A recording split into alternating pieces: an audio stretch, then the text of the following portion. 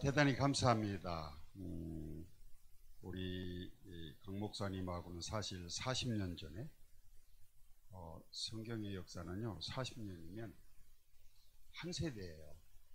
그동안 정말 아주 기적같이 한 번도 만나지 못하고 오늘 이렇게 또 귀한 시간 주셨는데, 목사님 말씀 들으니까 아침 일찍 보서 여러분들이 많이 피곤해 하신다는 생각이 듭니다. 그렇지만 우리가 오늘 이 귀한 시간을 주셔서 하나님께 감사하고 또 신학교 동기지만 이렇게 또 강단을 흔쾌히 저에게 양보해 주셔서 대단히 감사합니다.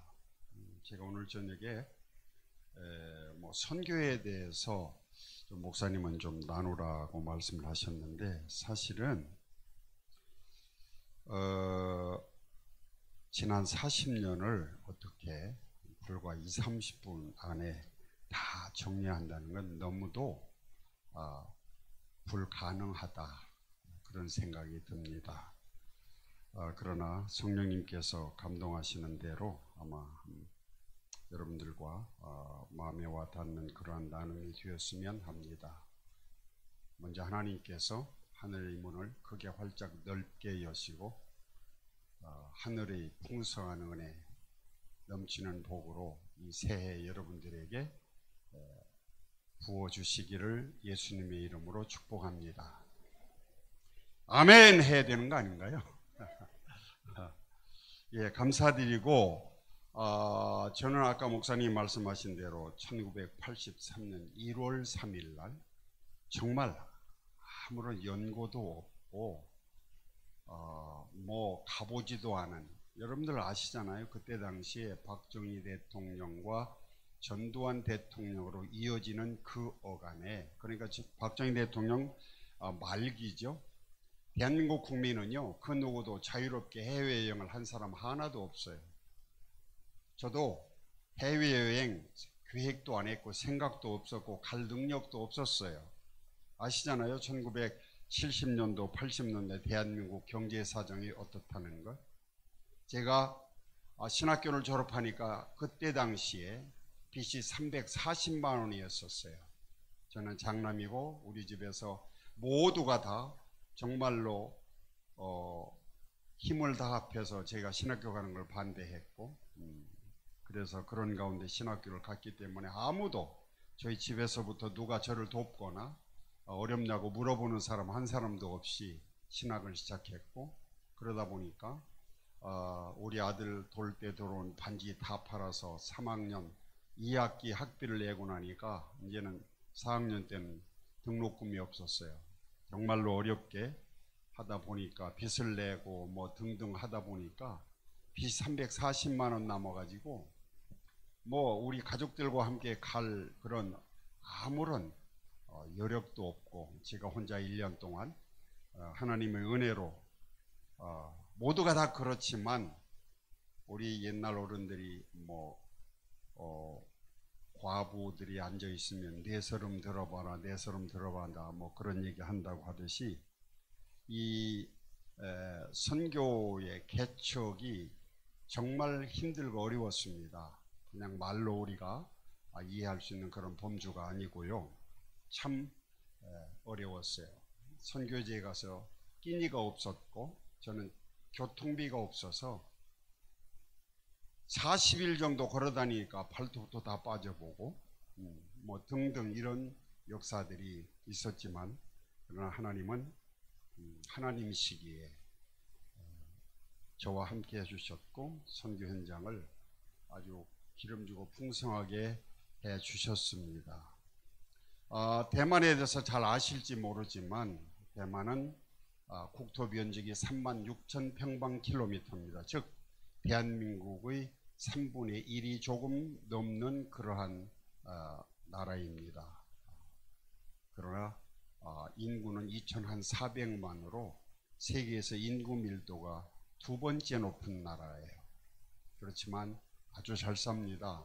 지금은 우리가 삼성이나 LG 이런 대기업들로 인해서 GNP가 대만보다 조금 높지만 그때 당시만 해도요, 대만은 한국보다 상당히 잘 살았어요.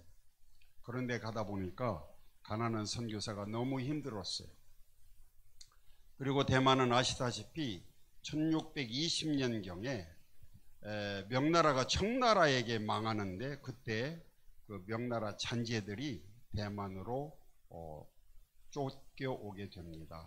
대만에 와 보니까 그때 벌써 그 화란 사람들, 이 사람들이 상인들이었지만 들어와서 대만에 복음을 많이 전해서, 당시에 대만의 그 부족들이요, 16개 부족이 있었어요. 근데 이 같은 그 조그마한 36,000평방킬로미터에 사는 그런 조그마한 바운드리에 살지만 그 부족들 간에 언어가 한마디도 통하지 않습니다.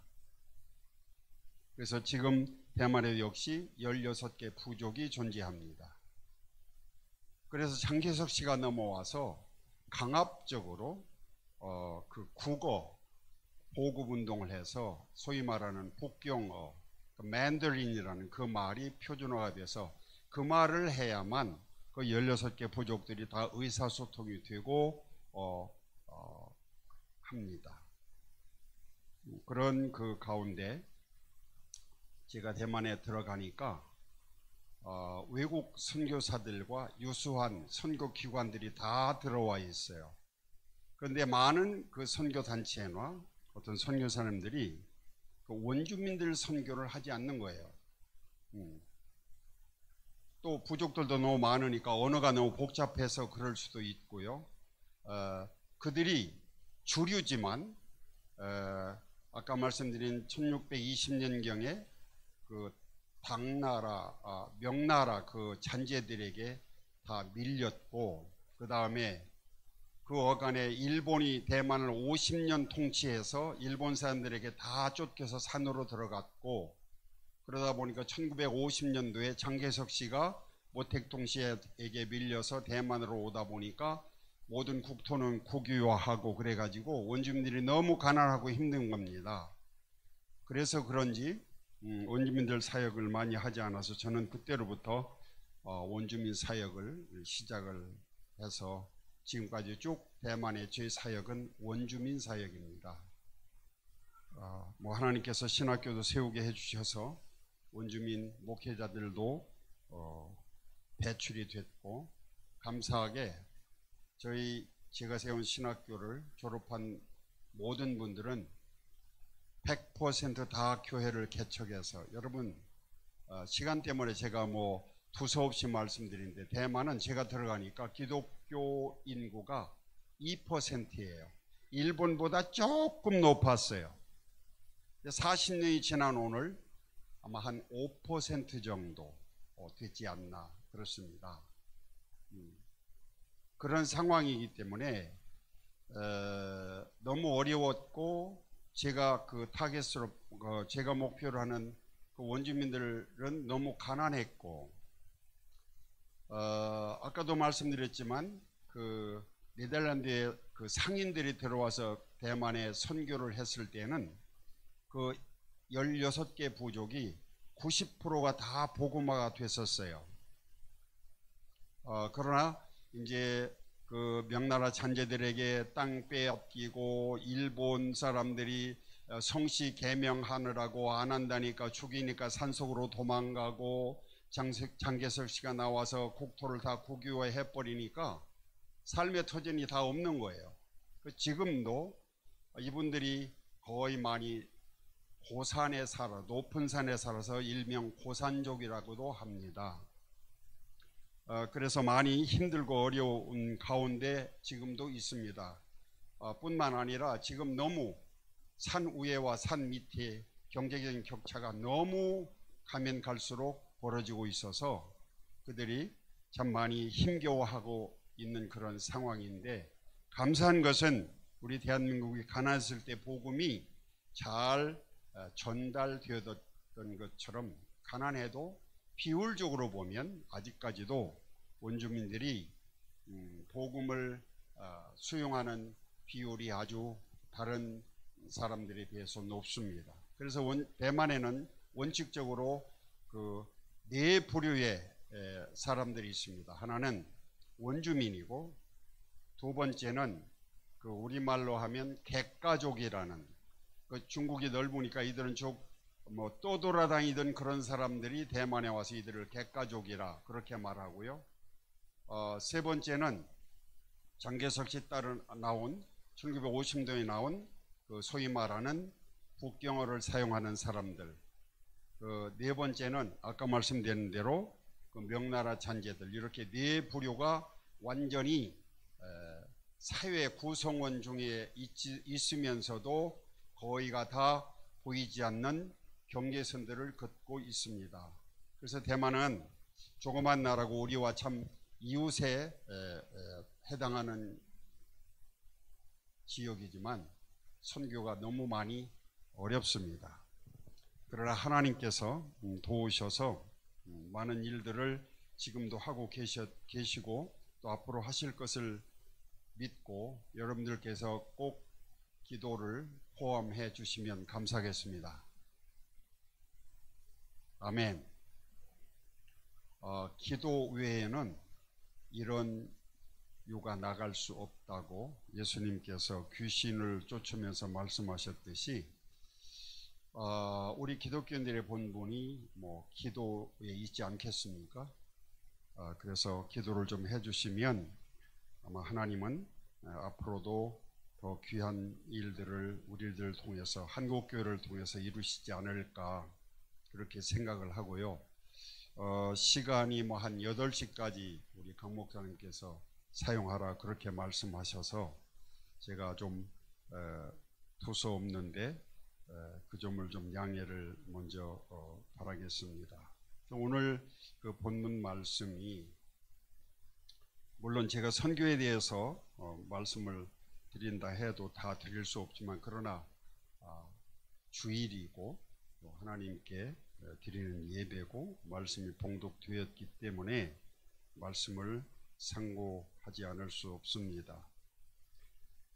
예수님이 이 말씀의 그 백그라운드는 배경은 이제 곧 예수님이 잡혀서 십자가에 못 박혀 돌아가셔야만 되는 시간이 다가온 것입니다.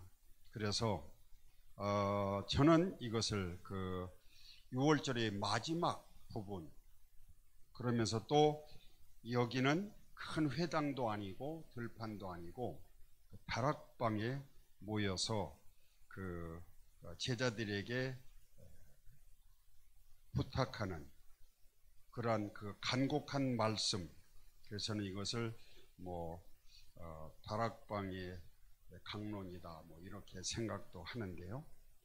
이제 그 본문 말씀에 34절에 새 계명을 너에게 주노니 서로 사랑하라. 이 선교라는 것이 하나님의 사랑으로부터 기인된 것 아니겠습니까? 하나님이 만약에 성경에서 말씀하신 대로 너희가 하나님을 사랑하는 것이 아니고 하나님이 먼저 너희를 사랑하셨다. 이 사랑이 아니었다면 우리 성경 역사에서 초대 선교사이셨던 예수님이 이 땅에 오실 수가 없었겠죠. 보내지도 않고 오시지도 않으셨을 거예요. 이 사랑은 참 중요한 것이죠. 저야 여러분들이 늘 말하는 사랑. 그래서 우리 기독교의 그 어떤 본질이 사랑이 아니겠습니까? 서로 사랑하라. 여러분 성경 우리 신약성에서 가장 간단한 가장 짧은 성경 구절이 무엇인지 기억하십니까? 항상 기뻐하라예요. 그렇죠? 근데 우리 하나님 옆에 솔직히 다 열어놓고 정말 여러분들 항상 기뻐하실 수 있습니까? 기뻐하고 계십니까? 왜 대답들이 하나도 없고 반응이 없어요? 네. 참 말하기는 쉽고 성경 신약성경에서 가장 짧은 구절이지만 저는 목사이면서도 가장 힘든 것이 이것이 아닌가 생각합니다. 또 오늘 주님이 말씀하신 내가 너희들에게 계명은요 반드시 지키고 행해야 될 것이 계명 아니겠어요? 그렇죠? 계명이라니까요. 여기다 하나님 예수님께서 특별히 계명이라는 단어를 앞에다 딱 그냥 야 너희들 서로 사랑해, 내가 너희들을 사랑한 것처럼 너희도 서로 사랑해야 되는 거야, 그렇게 말씀을 하시지 않고 새 계명을 너희에게 주노니 서로 사랑하라. 이 사랑 쉽습니까? 요즘 뭐 소설이나 TV 드라마나 아니면 영화 같은 데서 사랑 많이 말하죠. 그 사랑이 정말 그렇게 달콤하다면 왜 울고 짜고 그래요? 응? 여러분들 이해가 되십니까? 아니 사랑이 그런 것이라면 예수님이 우리들에게 서로 사랑하라고 말씀하셨겠어요? 그런 것이 아니고 이 사랑은 본체가 하나님이시기 때문에 참 이 세상이 많은 분들이 좀 더 개선된 삶, 또 그리고 추구하는 것이 행복, 그런데요 사랑이 없는 곳에는 행복이 있을 수가 없다고 생각합니다. 여러분 신앙생활 행복하십니까?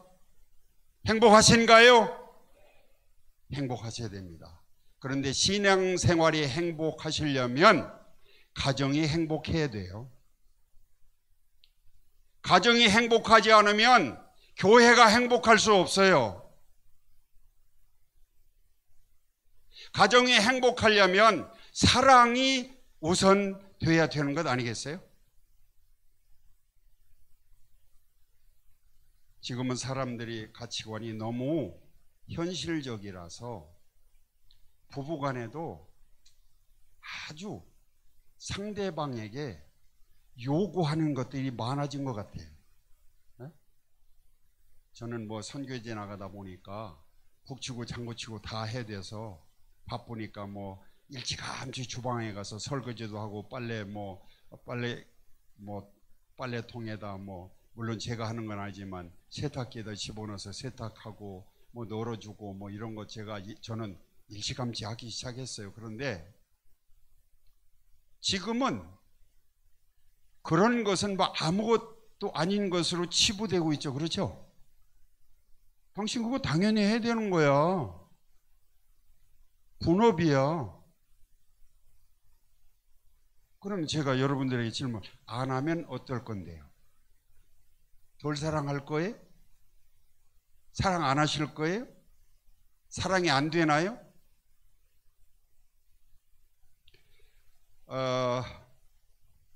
가정이요, 아까도 말씀드렸지만 행복하지 않으면 모든 것이 행복하지 않지 않습니까? 그렇죠?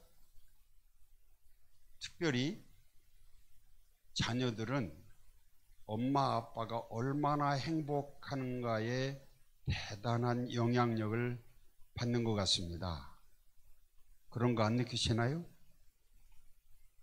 그러니까 이 계명이라니까요, 정말로 이가 갈릴 정도로 보기 싫어도 이 계명이니 어떻게 계명을 준다. 그런데 여러분 이 말씀의 배경은요 또 중요한 게 하나 있어요. 예수님이 제자들을 모아놓고 새 계명을 너희에게 주노니 서로 사랑하라. 내가 너희를 사랑한 것 같이 너희도 서로 사랑하라. 이 말씀의 배경은 여러분들이 어쩌면 평소에 놓치고 있을지 모르는데 예수님이 이 본부를 계명으로 제자들에게 하시는 건 딱 한 사람 때문에 그래요. 한 사람. 누구? 가룟 유다. 한 사람 너무 중요하지 않습니까, 여러분? 성경의 역사에서도 한 사람은 얼마나 많이 중요함을 강조해도 부족하고요. 인류 역사에서도 그 한 사람이 얼마나 중요한 역할과 영향을 끼쳤다는 사실, 제가 새삼스럽게 말씀드리지 않아도 우리는 많은 서적에서, 역사에서 다 알고 있지 않습니까? 이 선교 역시 마찬가지예요. 우리 강 목사님도 선교지 많이 다니셨지만 저는 아까 말씀드린 대로 정말 전혀 연고가 없는 곳이었어요. 저는 또 그곳으로 가려고 기도를 해봤거나 계획한 일도 없어요.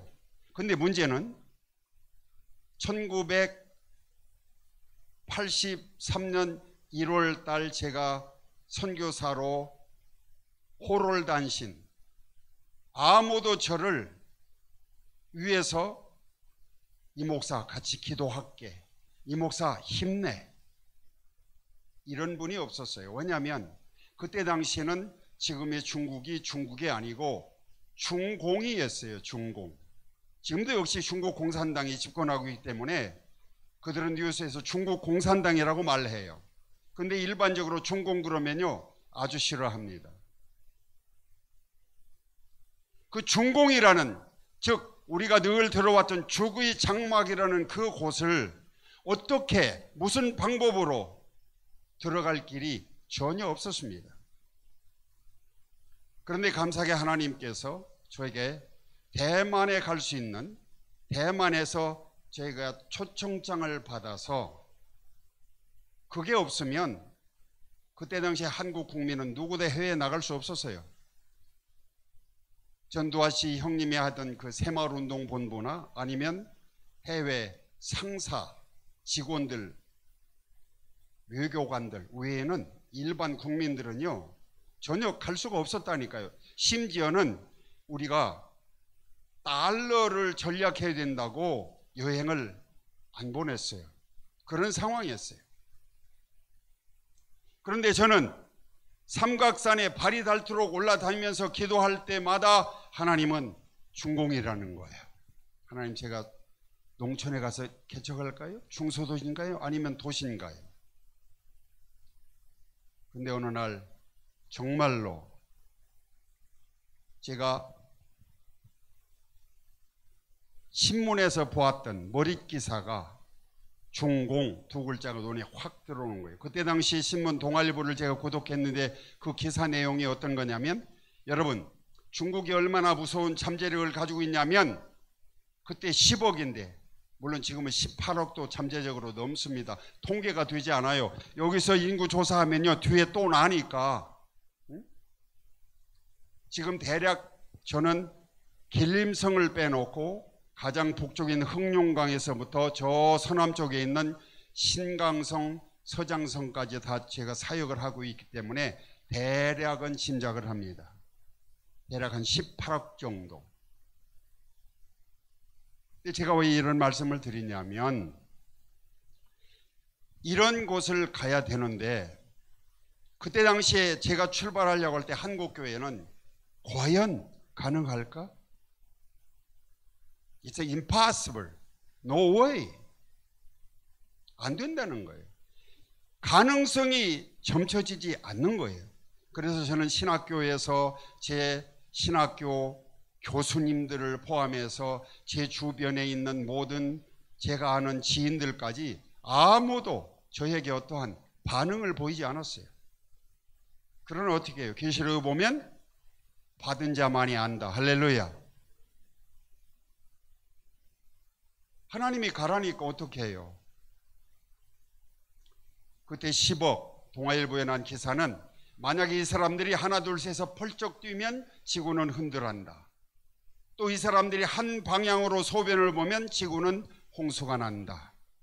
그런데 그런 기사를 제가 보면서 제 마음속에 제 머리를 때리는 순간적인 울림이 있었는데, 그게 뭐냐면, 야, 내가 중국말만 할 수 있다면 저들에게 내가 만났고 나를 살리시고 나를 구원하신 예수님을 전해준다면 얼마나 좋을까. 그때로부터 제 마음속에는 중국 영혼들이 자리 잡기 시작했어요. 그런데 문제가 첫째는 가난했고, 둘째는 우리는 민주체제고 저기는 공산체제예요. 상호 교류가 안 돼요. 갈라니 길이 없어요. 누가 주변에서 저에게 푸시하는, 도와주고 으쌰 응원해주는 분이 없어요. 정말로 뒤에서 저희 어머니 한 분 외에는 저희 선교사 출발에 아무도 기도한 사람 없어요. 아까 말씀드렸죠. 신학교를 졸업하니까 그때 당시에요. 우리 강 목사님 저기 계시면 80년도 70년도 말에 빚이 340만 원이면요. 대하고 단한 빚이에요. 그래서 어떻게 해요? 대만은 가야 되는데 초청장을 받아서 수속을 해가지고 가는데 딱 저 연광교회라고 목회하는 목사님 한 분이 저에게 편도 비행기표를 사줬어요. 영어로 말하면 원웨이 티켓이에요. 그것이 원웨이. 그리고 어떻게 제 아내가 여기저기 뛰어다니면서 빌린 돈이 딱 한국 돈 16만 원이에요. 이걸 집어넣고 제 생각에 야 예수님 다음으로 귀중해. 그래서 이 저고리 안 호주머니에 넣고 단추를 딱 채웠어요. 그때 국제공항은 김포예요. 이걸 김포에서 국제화폐로 바꿔야 되는데 제가 해외 경험이 없어요. 제 주변에 누가 해외에 나가본 사람이 없어요. 그래서 이걸 그냥 가지고 나갔어요. 공항에 딱 떨어지니 전화할 돈도 없어요. 전화는 고사하고 시내로 다운타운으로 들어가는데 버스 탈 돈도 하나도 없는 거예요. 그때 대만과 한국은 화폐 공용이 되지 않았어요. 정말 우리말로 계란으로 바위치기, 맨 땅에 헤딩하기 뭐 이런 표현들이 있잖아요. 정말 저는 그게 그거였어요.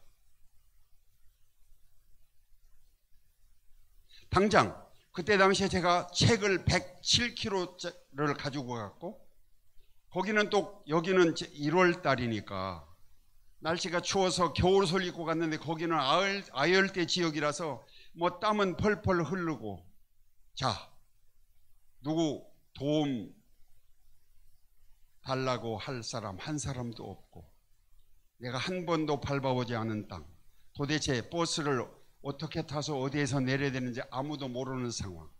저도 영어도 짧지만 영어를 하면 뭐 공항에 그 경찰들도 영어도 할 줄 모르고 그냥 그때 당시에 가니까 공중전화가 대만 돈 1원이에요. 1원. 정말로 오후 5시 한 40분에 떨어져 가지고 저녁 12시 20분까지요. 공항에 그냥 앉아서 너무 힘들면 왔다 갔다 하고 경찰이 보더니 아마 이상하게 느꼈는지 이러래요. 그래서 뭐 중국말로 하는 내가 알아들 수가 있나요? 그래서 뭐 손짓 발짓 하면서 하더니만 자기가 자기 핸드폰으로 전화를 해주겠네. 그래서 오케이. 그래가지고 제가 한 번도 만나보지 않은 여행 가이드하는 한 분이 새벽 1시가 넘어서 대만은 뭐 그 통행금지가 없는 나라니까요. 원래가 섬나라니까 와서 그때 공항버스를 태워가지고 이분이 제가 목사고 선교사로 왔다니까 돈이 있는 줄 알고 관광호텔에다가 딱 집어넣는 거죠. 돈 16만 원이 한국 돈이에요. 그때로부터 제 선교가 시작돼서 오늘까지 인도해 주시고 붙잡아 주시고 도와주신 하나님의 은혜로 40년이 지났습니다. 제가 말씀드리는 건 여러분들에게 동정을 구하거나 감성을 자극하려는 것이 아니고 하나님께서 저를 사랑하셔서 살리셨는데 이 사랑을 어떻게 하나님께, 나는 하나님의 사랑을 받은 사람으로 이 사랑 그냥 내 마음속에만 묻어둘 수 없어서 이곳에 왔다라고 표현을 해야 되기 때문에 이 사랑, 솔직히요, 우리가 한 형제간에도 지금 뭐 한국은 부모 상속 때문에 원수같이 되어 사는 분들도 적지 않다면요, 말 들어보니까 그래요? 부부도 뭐 밤에 서로 등대고 자는 사람들도 적지 않다면요, 하물며 무슨 혈연 관계나 제가 가기 전에 어떤 인포메이션을 좀 받아가지고 그들에 대해서 이해가 있다거나 그들의 필요가 무엇이라는 거나 내가 어떻게 해서 그들과 접근해야 되는 방법 아무것도 모르고 갔는데, 제가 첫 번째 가서 어느 아까 말씀드린 원주민 촌에 산에로 올라가는데 거기는 다 오토바이로 생활을 해요. 산이 높고 길이 이제 좁으니까. 근데 오토바이 뒤를 타고 넘어가는데 비가 온 황토길이라 미끄러지고 하여튼 그런 걸 시시콜콜하게 말씀 다 드릴 수 없고, 딱 가서 그날 저녁에 저녁 시가가 나왔는데 뭐냐면 정말 하나님 죄송하고 여러분들에게 이해를 구하고 말씀드립니다. 지금까지 제가 한 번도 만나보지 못한 저녁 식사 딱 한 가지. 그런데 보니까 시커멓고 꿀꿀이 죽이에요. 근데 그때는 말이 안 통하니까 그냥 간단하게 감사합니다 이런 얘기만 할 수 있을 때니까.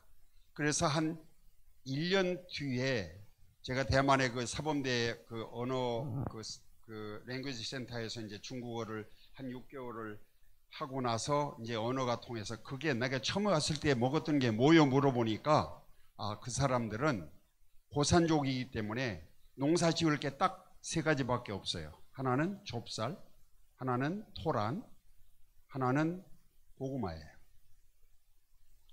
그래서 그때 그게 뭐냐니까 토란을 쪄가지고 바짝 말린 다음에 절구에 찧어서 그 들풀, 쓴박이나 이런 거 뜯어서 넣고 끓인 죽이래요. 아무튼 제가 그날 저녁에 그걸 2그릇 반을 먹었어요. 그러니까 이 사람들이 깜짝 놀라는 거예요. 자기들보다 더 잘 먹으니까. 아니, 한 번도 만나보지 않았고 문화도 모르고 아무런 이해가 없는데 딱 가서 식사를 하는데 내가 평생 안 먹어보았고 입에 맞지 않는다고 그걸 타박하고 안 먹는다? 그럼 선교 끝이에요. 그랬더니만 이분들이 저를 좋아하기 시작하는 거예요. 그래서 선교의 문이 열려지기 시작했어요. 하나님이 나를 왜 보냈지? 내가 왜 여기에 와 있지? 내가 와야 될 이유와 목적이 무엇이지? 하나님께서 나를 사랑하셨기 때문에. 그래서 바울은 말씀하시잖아요. 그리스도의 사랑이 강권하신다. 아멘. 이러한 강권 받아보셨나요? 내가 좋아서가 아니고 내가 아무런 문제 없이 적응할 수 있는 환경이 아니라 힘들고 어렵지만 이 하나님의 사랑.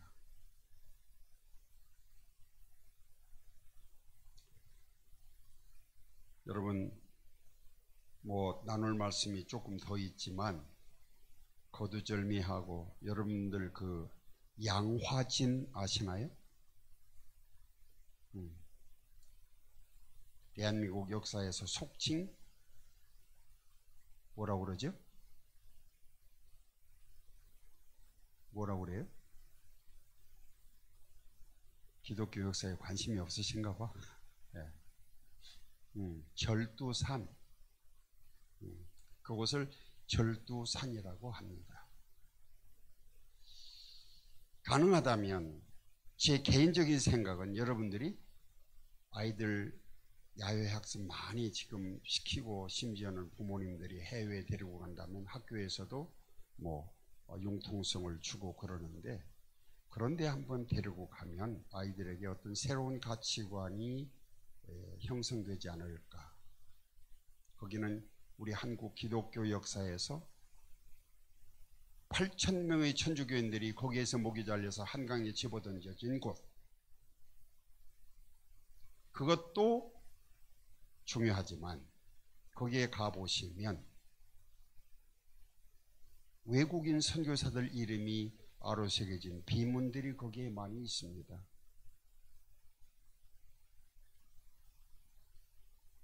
과연 왜 그들이 이 조그만한 한국에 와서 목숨을 불살랐을까?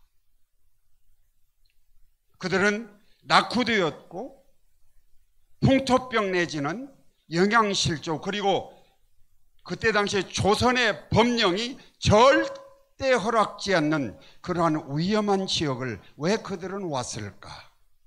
그리고 마지막에는 그들이 죽음으로 하나님께 회신을 보냈을까? 뿐만 아니라 그들의 자녀들, 후손들도 자기 부모의 뒤를 이어서 이 대한민국 땅에 묻혔습니다. 아까 집사님이신가요? 권사님이신가요? 기도하실 때 외국 선교사들로 말미암아 복음의 씨앗이 대한민국에 뿌려지게 해주셔서 오늘 저희들에게 이렇게 은혜 속에 잘 살게 해주신 하나님께 감사합니다라고 기도하셨죠. 그렇죠? 사람들은 속성이요, 다른 사람이 자기를 칭찬하거나 필요한 것을 공급해 주면요 정말 좋아하고 또 그런 사람들이 나타나기를 기대해요. 안 그래요? 그래요, 안 그래요? 그것은 곧 상대적으로 말하면, 거꾸로 말하면 그만큼 개인적이고 내가 내 호주머니에 손 넣기를 그렇게 좋아하지 않는다는 뜻이 들어있어요. 성경에서는 줘라! 그리하면 어떻게 해요? 후유되어 냅다 잡아 흔들어서, 성경의 원칙은요 주라는 거예요. 하나님은 맹목적이 아니요, 내가 가장 아끼고 사랑하는 내 아들을 너희들을 사랑해서 내가 주었지 않니? 그래서 예수님은 누가복음에 그렇게 말씀하시잖아요. 사람이 온 천하를 얻고도 자기 목숨을 잃으면 무엇이 유익하겠느냐? 사람이 무엇으로 자기 목숨을 대신하거나 바꿀 수 있겠느냐? 이 귀중한 것 하나님이 주셨어요. 여러분, 초도에 제가 말씀드렸지만 가정이 행복해야 됩니다. 금년에는 모두 다 행복한 가정 되시기를 주님의 이름으로 축복합니다.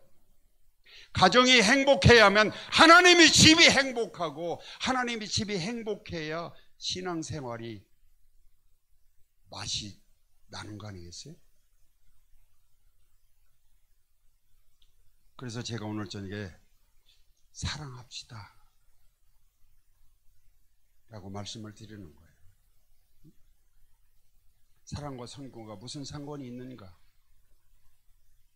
사랑이 상관되지 않는 영역이 있는 줄 아십니까?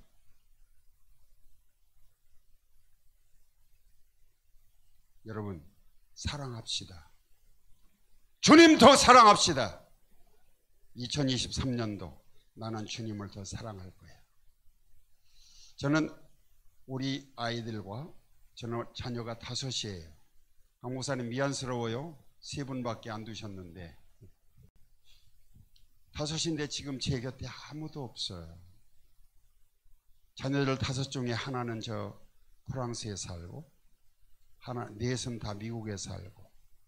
내가 그 애들에게 야 2023년도 새해를 주시는데 우리가 그냥 평소대로 하지 말고 5년간의 타임캡슐을 만들자. 우리 가정의 타임캡슐.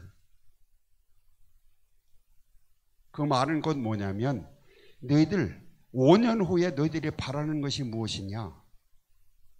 너희들과 너희 아이들에게 물어서 나에게 메일로 보내주면 내가 그걸 카드에 작성해서 딱 봉해서 2023년도 12월 31일 0시에 하나님께 딱 하나님 손에 맡겨드리고 하나님 이것은 우리 가족의 5년간의 타임캡슐입니다. 앞으로 5년 동안 하나님을 바라보고 기도하며 믿음으로 행하는 가운데 하나님께서 꼭 그렇게 이루어 주시기를 원하는 것들을 다 기록한 것입니다. 제가 드리려고 하는 말씀은 지금 저희 둘째 딸은 뉴욕의 유엔의 법무사예요. 그 딸이 그 유엔 법무사, 우리는요, 저희들은 뉴욕 유엔 본부에 아는 사람 하나도 없어요. 비율이 얼마인 줄 아십니까? 경쟁 비율이 4,500대 1이야. 얼마요? 그 뭐 5,000대 1도 아닌데 뭘 그걸 가지고. 그렇습니까? 우리는 온 가족이 기도했습니다. 하나님의 영광을 위해서 이 딸이 유엔의 법무사로 그 자리가 반드시 하나님께서 마련해 주시는 자리가 되게 해 주시옵소서. 그랬더니 시험을 9번을 치른 결과 딱 한 자리를 하나님이 주셨어요. 그 딸이 저에게 5년 동안의 기도 제목 가운데 첫 번째 항목이 뭐냐면 하나님, 내가 하나님을 더 사랑하는 믿음 되게 해주세요. 할렐루야! 사람이 시켰나요? 저는 종용하지 않았어요. 기도하는 가운데 성령님이 감동하는 대로 너희들이 5년 동안에 하나님 앞에 이루고자 하는 꿈들을 적어서 주면 내가 카드를 작성해서 봉투에 넣어서 스티커 딱 붙여서 5년 후에 너희들이 한 자리에 모이면 더 좋고 아니면 내가 뜯어서 너희들에게 너희들 바람과 희망과 기도가 어떻게 이루어졌는지 너희들에게 알릴 것이다. 하나님 사랑은 단도직입적으로 뭐라고 말할 수가 없어요. 각 개인이 내가 하나님과의 어떤 관계를 세웠고 내 인격이 하나님을 어떻게 만났는지에 따라서 사랑은 수많은 방법으로 표현될 수 있을 것입니다. 그러나 가장 중요한 것은 저는 선교라고 생각합니다. 선교는 끊임없이 주는 것입니다. 선교는 아끼지 않고 줘야 되는 것입니다. 제가 아까 말씀드린 대로 양화진의 그 외국 선교사들 이름이 아로새겨진 비문들은 우리에게 뭘 말하냐 하면 그들이 왜 대한민국에 묻혔고 왜 대한민국에서 희생이 되었고 그곳에 비문이 세워졌냐면 단 하나 원인, 이유 없이 조건 없이 조선이라는 조그만 땅과 민족들을 사랑했기에 그렇다는 것입니다. 그들은 사람 아닌가요? 생명을 초계같이 여기는 아주 초월적인 존재들이었나요? 그렇지 않아요. 바라기는 여러분들이 금년 한 해에 가정에서 부부간에 할렐루야 부모 자녀간에 아멘 더욱 끈끈한 주님의 사랑으로 사랑하기를 바랍니다. 저는 한 2년여간 저희 어머님이 93세에 작년 11월 4일 날 주님 품에 가셨는데, 저는 큰아들이에요. 저희 어머님이 29살 때 홀로 되셨어요. 그래서 우리 어머니는 제가 큰 아들이지만 아들이자 남편처럼 그렇게 여기고 살아오신 분이라서 어쩌다가 필요에 의해서 한국에 한 번이라도 들어오려면 오늘 아침까지 식사도 못하고 몸져 누우신 분이에요. 주변에 집사님들, 권사님들이 말씀하는 거예요. 목사님이, 전도사님이 저에게 말씀하는 거예요. 그런데 제가 문에 딱 들어서면요, 벌떡 일어나서 시장 가세요.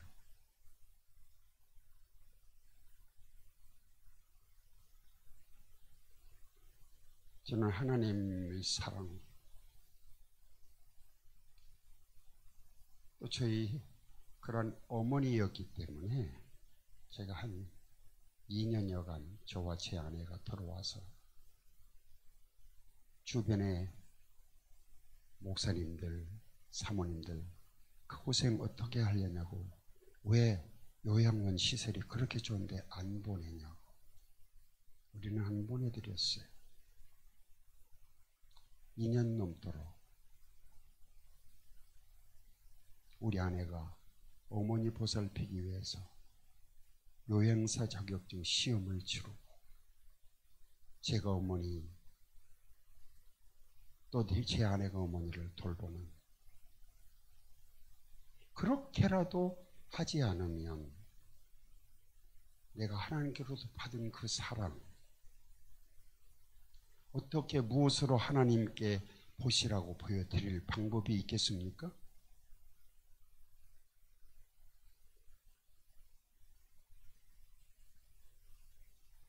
다른 사람들이 다 하는 거 하면요, 누구나 할 수 있어요.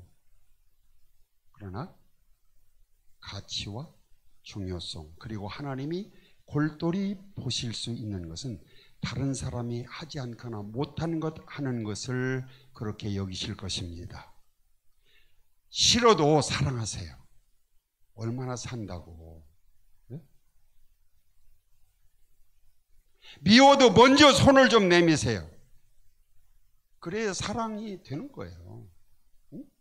그것도 못하면서 교회 와서는 정말로 죄송해요, 이런 말씀, 넉살스럽게 하나님 사랑합니다, 감사합니다. 너나 잘하세요. 다 위선이고 거짓 아니겠어요? 내 형제, 내 자매, 가장 내 가까운 형제, 자매, 이웃은 가정이에요. 내 자녀고 남편이고 부인이에요.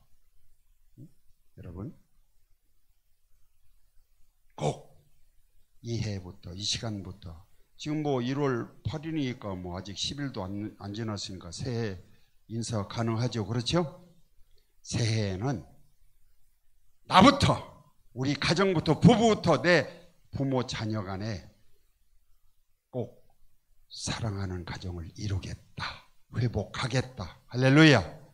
하나님께서 기뻐하시고, 하나님께서 그렇게 된다면 지금까지 경험하지 못했던 은혜와 복을 여러분들에게 주실 줄 믿습니다. 감사합니다. 기도하겠습니다. 고마우신 하나님, 참으로 감사드립니다. 부족한 종이지만 우리 강성봉 목사님 세워 목양하는 교회에 보내주셔서 귀한 시간을 갖게 해주셔서 감사합니다. 우리 하나님 아버지, 저희들이 사랑해야 됩니다. 사랑하게 해 주시옵소서. 사랑하는 믿음들이 되도록 도와주시옵소서. 사랑은 여기 있나니, 우리가 하나님을 사랑하는 것이 아니요 하나님이 먼저 우리를 사랑하셨다고 했기 때문에 계명으로 우리에게 주신 이 사랑 꼭 어떠한 방법으로든지 실천하게 도와주시옵소서. 감사드리오며 예수님의 이름으로 기도 올리옵나이다. 아멘.